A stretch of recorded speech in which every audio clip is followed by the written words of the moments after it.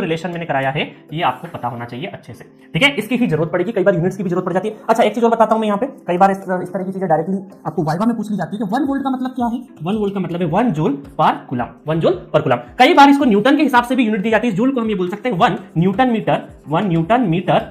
Metre पर coulomb, ये भी है, बट इसका बहुत ज्यादा यूज नहीं होता है। नॉर्मली आप 1 volt equal to 1 joule per coulomb भी बोल सकते हैं, ठीक है। तो इसका मतलब क्या है, आपके इलेक्ट्रॉन को मूव कराने के लिए द वर्क डन, डेफिनेशन याद रखना, the work done to move unit positive charge from infinite to some reference point, ठीक है, from infinite to some reference point is known as electromotive force, voltage और potential, ठीक है। यही चीजें थी, आपको सिंपली ये चीज पता होना चाहिए।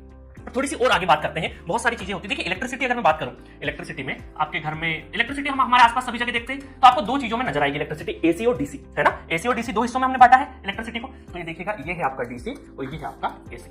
अच्छा डीसी और एसी का मतलब, तो डीसी और एसी अगर है ना, आपके घर में एसी आ रहा है और डीसी भी होता है, आपको दोनों चीजें पता है, इतना कॉमन सेंस तो पता ही होता है। जब हम इलेक्ट्रिकल इंजीनियरिंग नहीं कर रहे थे तब भी पता होता है। तो वोल्टेज भी आपका डीसी वोल्टेज और एसी वोल्टेज होगा, बिल्कुल होगा। तो हम ये बोल सकते हैं डीसी वोल्टेज और एसी वोल्टेज, एसी वोल्टेज। तो इन दोनों का मतलब बता देता हूं शॉर्ट फॉर्म में, बाकी तो आप अलग अलग सब्जेक्ट में बहुत सारी जगह पे पढ़ोगे। तो डीसी वोल्टेज का मतलब है, देखिए डीसी वोल्टेज का मतलब अगर ये टाइम एक्सिस है और यहां पर वोल्टेज है, तो ये कांस्टेंट बना रहेगा irrespective of time, constant voltage बना रहेगा। और ये कहां से प्रोड्यूस होता है, इट इज प्रोड्यूस्ड बाय, किससे प्रोड्यूस होता है, बैटरी से। It is produced by battery.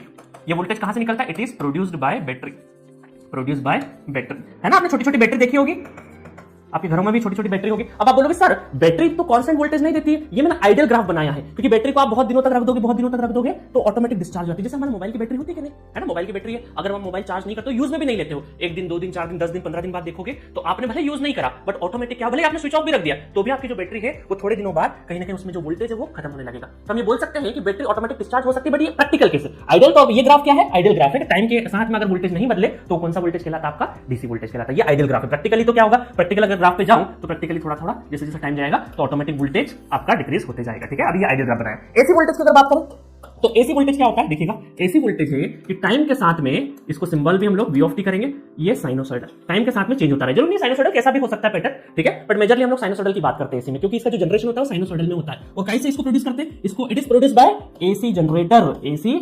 Generator, ठीक है। कैसे प्रोड्यूस करते हैं इसको, एसी जनरेटर, जनरेटर से हम लोग ये हमारा एसी वोल्टेज प्रोड्यूस करते हैं।